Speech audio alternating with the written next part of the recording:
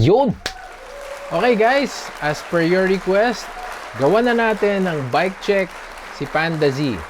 Ano na ba yung mga in-upgrade natin? And share ko lang sa inyo kung ano yung current setup natin with Panda Zee.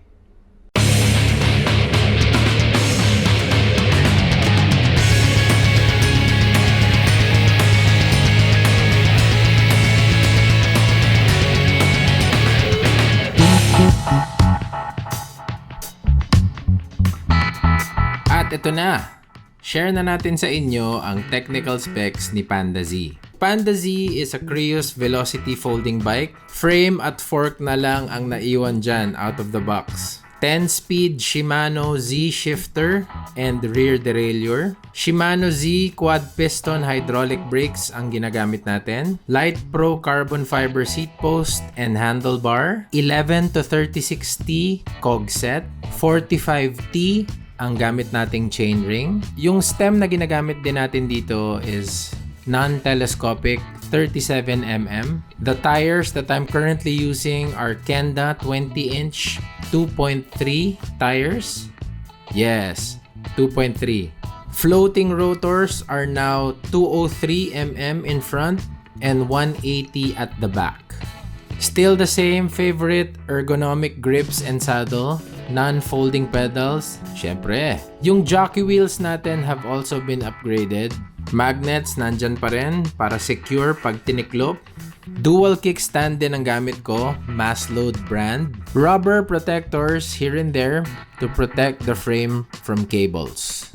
Gaseron lights, and the ever-reliable TWOOC busina. We also make use of the Rock Bros mobile phone holder para iwas laglag.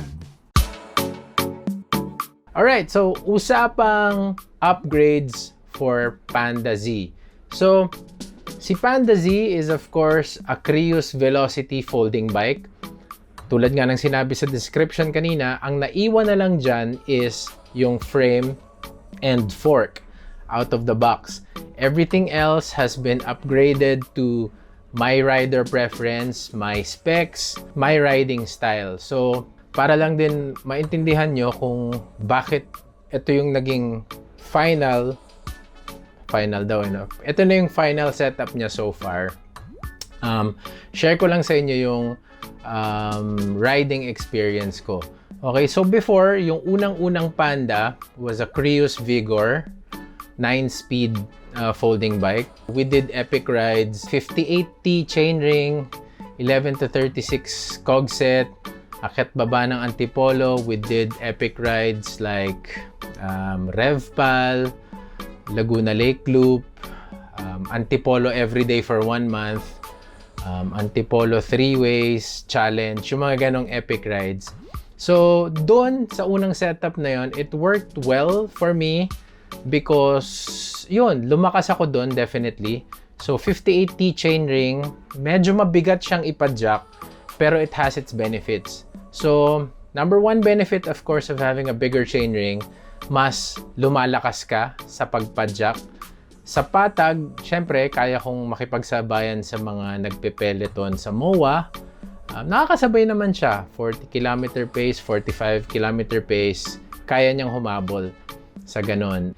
Tapos, after some time, pagod na rin sa mga epic rides, na-realize ko na parang, baka naman pwede tayo mag-shift into something different. So, ang habol na namin ngayon, habol ko na personally ngayon is efficiency. And how do you achieve efficiency sa mga rides? Of course, by changing your specs, changing your bike specs. So, after some time, we had to let go of Panda para makapagpahinga muna. And then yon, si Creus Velocity came along. I scheduled a sit-down meeting with Bike Project Manila. We sat down with them, sat down with Sir Andy and the team nila, and we discussed kung ano yung riding style ko, my goals, and riding preference. So based on those things, we were able to come up with the Panda Zee setup. So pag-usapan natin siya per component. So again, personal preference ko lang. Ako kasi, pag namimili ng group set, it has to be legit buong group set. So if we're talking Alivio, kailangan Alivio yan lahat. Deore lahat yan. Sora yan from shifter to RD or front derailleur kung meron. Pero yun, kailangan lahat yun group set. That's just me. Nothing wrong with mix and match. Kasi syempre, meron dyan iba. Yung gusto, Alivio itong part na to and then the other component will be Sora or something else. Technically, yes, it can work. There will be challenges for sure. Kaya nga siya tinawag na group set. Just in my opinion, di naman ako professional. Pero kaya naman siguro siya tinawag na group set. Para nga, for them to belong to one group, no? So, yun lang yun. Preferential, group set, straight dapat yan. So, I chose the Shimano Z as a group set because I'm a fan of the short cage. So, I like small things. So, small bikes, basta mga maliliit na bagay, mahilig ako dyan. So, yung short cage, ang ganda ng short cage. So, I understand that the Shimano Z was built for, yun na nga, for more of a mountain bike, downhill style riding, which is what we kind of do sa mga epic rides. So, humahataw din naman kami sa downhills, aggressively riding sa pangapatag, safe of course and controlled. Ayun, so bonus yun. The design is unique, it's eye-catching at the same time. So yun, kaya siya napili as the group set.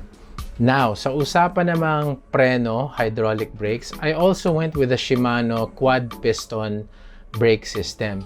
So I've tried V-brakes, mechanical brakes, hydraulic brakes, and now the quad piston. And really, with the quad piston brake system, you will feel the difference. Sa iba kasing hydraulic system, malambot dito, yes, sa pagpindot. Pero yung the point na kailangan mong promeno, minsan kasi ang hydraulic brakes, pag pinindot mo na ganyan, may tendency talaga na maglalak din siya at essentially, you can be thrown off your bike. With the quad piston system, ang napansin ko dyang major difference is in the braking, especially pag yung biglaang preno. Meron pa rin siyang, how do I explain it? Meron pa rin siyang hatid. Hindi ka pa rin niya kahit panggigilan mo yung preno, hindi siya basta-basta kakagat na ganyan. So medyo may onting pagbabagal, if you will. So may hatid.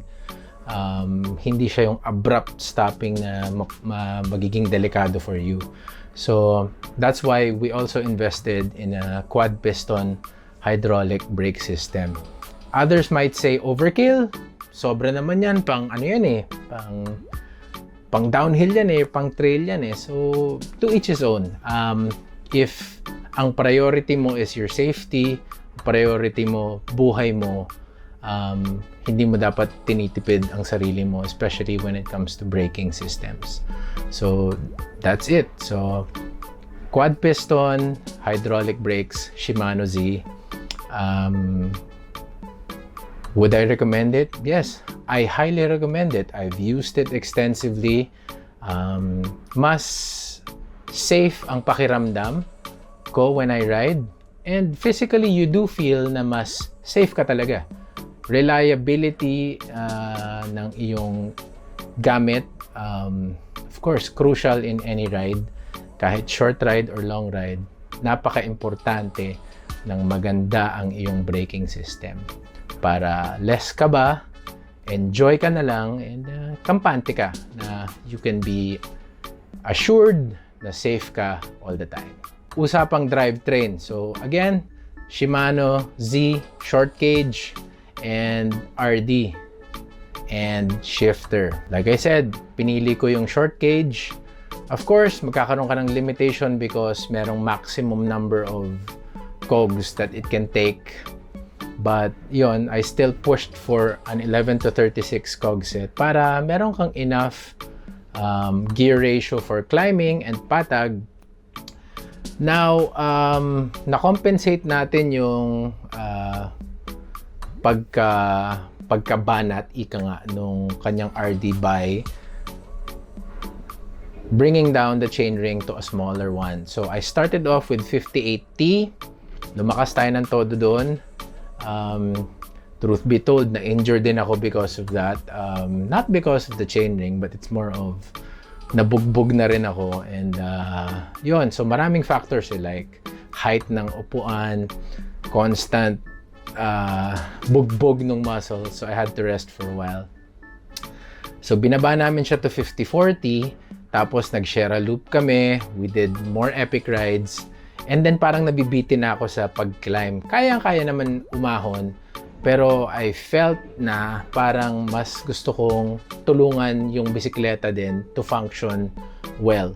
Like I said, it all goes back to help your bike. You take care of your bike, the bike will take care of you. So, ito na yung point na na-feel ko na siguro dapat magbaba tayo ng chainring. Try naman natin ang 45T na chainring and still keep the 11 to 36 cog set.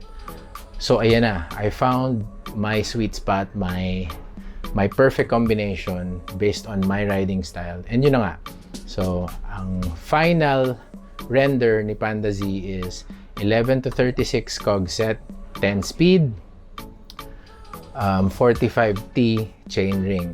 Perfect combination. Sakto for patag, sakto for climbs. So I cannot complain. Flawless shifting, hardcore, safe braking system, walang problema. Now, tires, may mga nakapansin also na yung gulong ni Panda medyo lumaki. So I've always been a fan of the 2.0 Schwalbe Big Apple tires. My go-to tires yan. Free pack impact na try ko na rin. So in deciding on what tires to go with, leading to the final upgrade ni Panda, Bike Project Manila presented me with some options. And meron akong nakitang isang set of tires na sabi nila, subukan kaya natin.